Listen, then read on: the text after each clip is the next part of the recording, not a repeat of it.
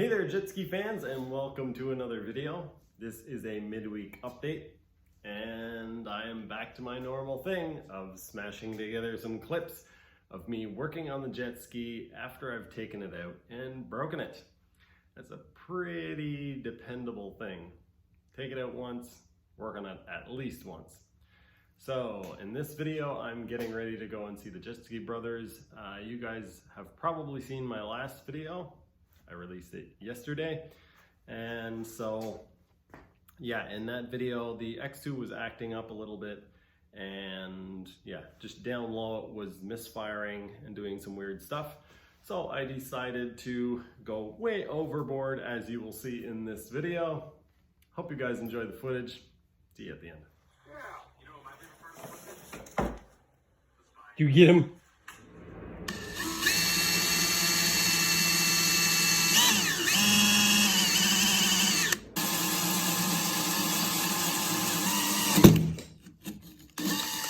I just went to fire this up because I got the primer working. I put fuel in it and I decided to give it a test fire because I'm hoping to take it out tomorrow and test it before going to the Jet Ski Brothers.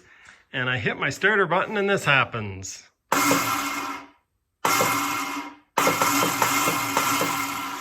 Either my battery's low or the starter Bendix is sticking.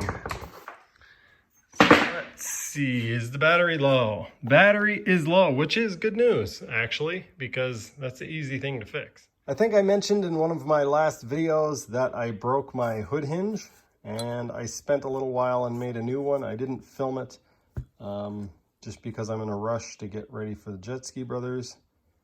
Not sure exactly why it broke. I think probably because I'm using these bolt holes now to support the surf brace. So one side has a pin and the other side has a hole. And then on the hood has a pin on one side and a hole on one side. So I knocked this pin out of the old hinge. And I've got one hole that's a little bit oversized that slides in quite easily. And then this side, it's quite tight. Just barely fits in there. I'll have to use a hammer.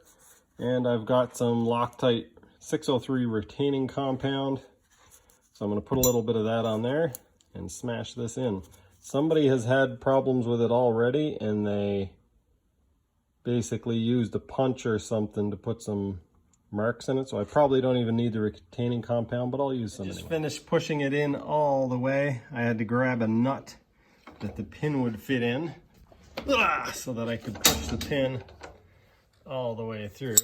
Show you what I mean here. Like that. So now the pin is pushed all the way in. You can see the marks there where somebody peened it before. Let's go test fit it onto the hood. First test fit. It goes this way.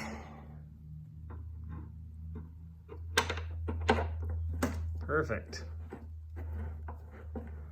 Now I just need to bolt it down. I need to repair these exhaust outlets. I mentioned that in a previous video. The first one went pretty okay. I got both sides welded up. The second one, yeah, didn't go so well. I got it welded up, but what I've decided to do because of how poorly the welds turned out on the other one, because I have lots of support on the back now, what I'm going to do is I'm actually going to sand the surfaces flat.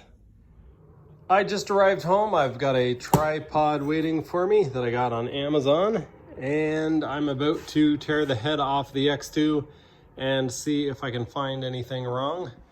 One of the first things I'm going to do out of curiosity is check the compression. That could tell me if I have a head gasket leak. It might also tell me if I've got a bad piston or stuck rings or something. I can see the back cylinder, the PTO cylinder, is quite wet.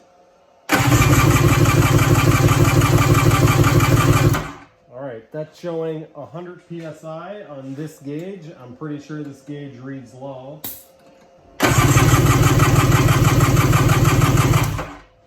Almost exactly the same, just over 100 PSI.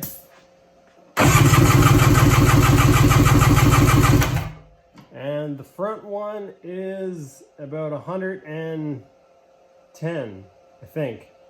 The front one is 110 PSI and the other two are like 105. I'm about to pull the cylinder head off.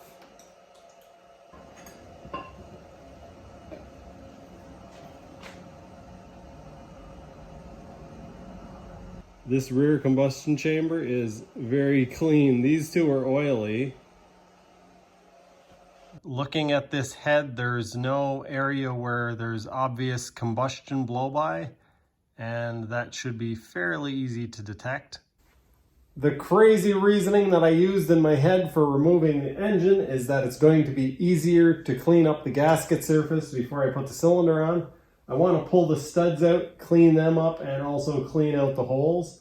And I want to check my pump because it was making some funny noises. So I kind of have a feeling that there might be something stuck in it because it's a brand new pump, well, newish. Now I can properly inspect the engine, remove the intake very easily, and it'll also be a lot easier to clean up everything here. So it'll work out better this way, I think.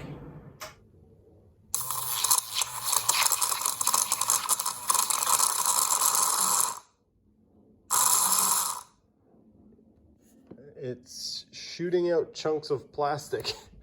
So I got the piece out that was causing the problem. I think the pump is okay. It didn't do it any good, but I think this might be a piece of a tie wrap. I'm gonna try to smush it up and see what it is, but that was jammed in the pump in here. I don't understand how it got through the screen.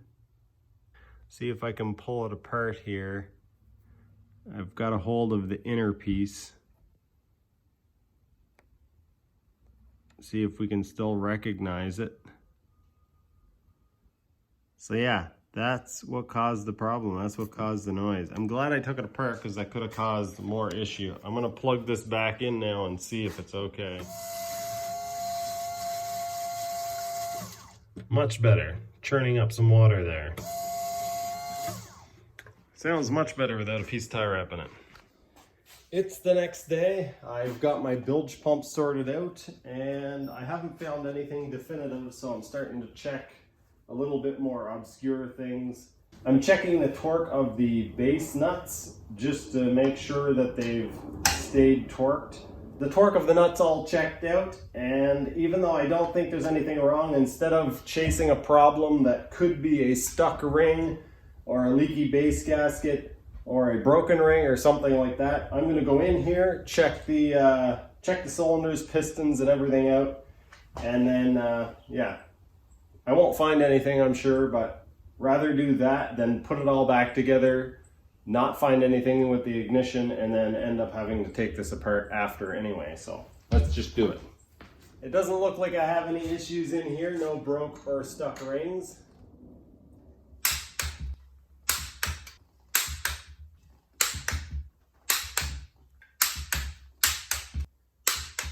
I'm about to put the engine back in, and I thought I would jump in here to tell you guys that I have checked out the bed plate thoroughly, and there are no signs of it weakening or cracking or anything like that. So that makes me feel better about that. I still do need to do something about the fact that the stator cover has touched the bottom of the hull.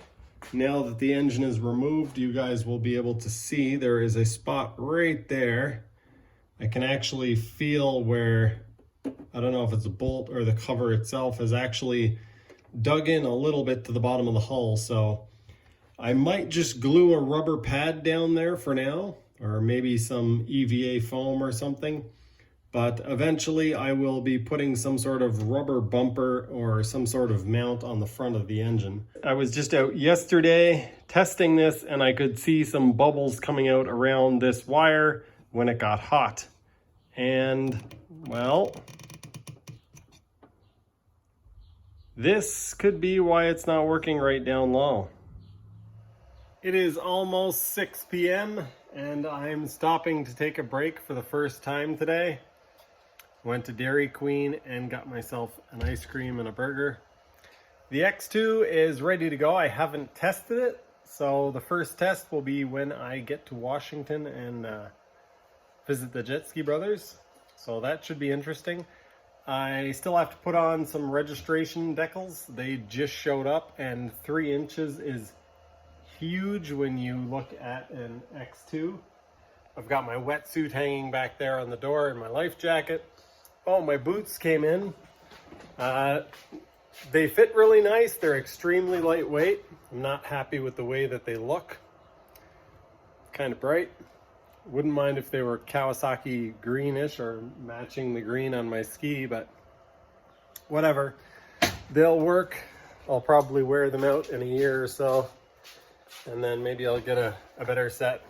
Anyway, I just noticed that a Jet Ski Brothers, or not a Jet Ski Brothers, a Super Jet Ski Bros video is up, so I'm gonna watch that and eat my ice cream, and then I'm going to continue packing. I still have my clothes, my wetsuits, all of my camera gear.